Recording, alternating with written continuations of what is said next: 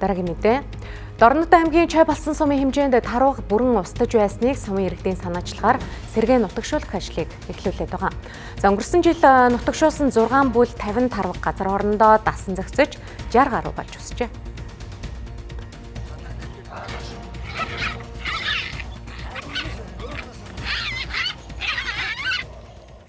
Монгол оронд Алтай болон Монгол хэмээх хоёр зүйлийн тарвага байдаг бөгөөд тарвага нь нүх ухаж орчны хөрс ургамалд нөлөө үзүүлдэг байна. Тухайлбал Монгол тарвагын нөлөөгөөр тухайн газрын хөрс сэргэжин байраа сольж чийг агаарын солилцоо эрчимжиж эрдэс шин бодисоор баяжин дошин дээрх ургамлын зүйлийн бүрдэл өөрчлөгддөг болохыг судлаачид тогтоосон байдаг. Тарвага нь идэвхтэй хөдөлгөөний үдээч мал зэрлэг амьтны бэлчээрийн өв сургамлыг булаах, хороох ямар ч сөрөг нөлөө үзүүлдэггүй тал хэрийн экосистемд эерэг нөлөө ихтэй амьт юм аа. Зуны дунд сарын шинийн 3-ны бэлэг дэмрэлтээ энэ сайхан өдөр Дорнод аймгийн чой балсан сумын Сүмбэр сумын нутаг дэвсгэрт 50 толгой тарвага нутагшуулж тавилаа.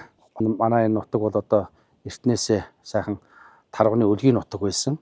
За сүүлийн 90-ад оноос хойш бол тарвагны тоо толгой эрс цөөрч одоо бүрэн устсан.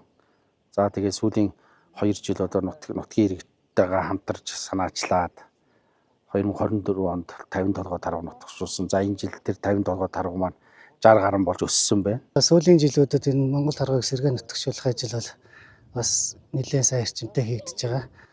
Энэ ажлыг одоо манай компани одоо яг гардаж хийж байгаа. Өнгөрсөн жилийн амьтдын тоотлогоо одоо энэ тухайн сэргээ нутагшуулсан газар дээр харахад бол амжилттай байрсан байна. Тоотлогын хувьд бол одоо байрсан нэмэгдсэн байх нь бол гарцааг байх гэж үзэж байна.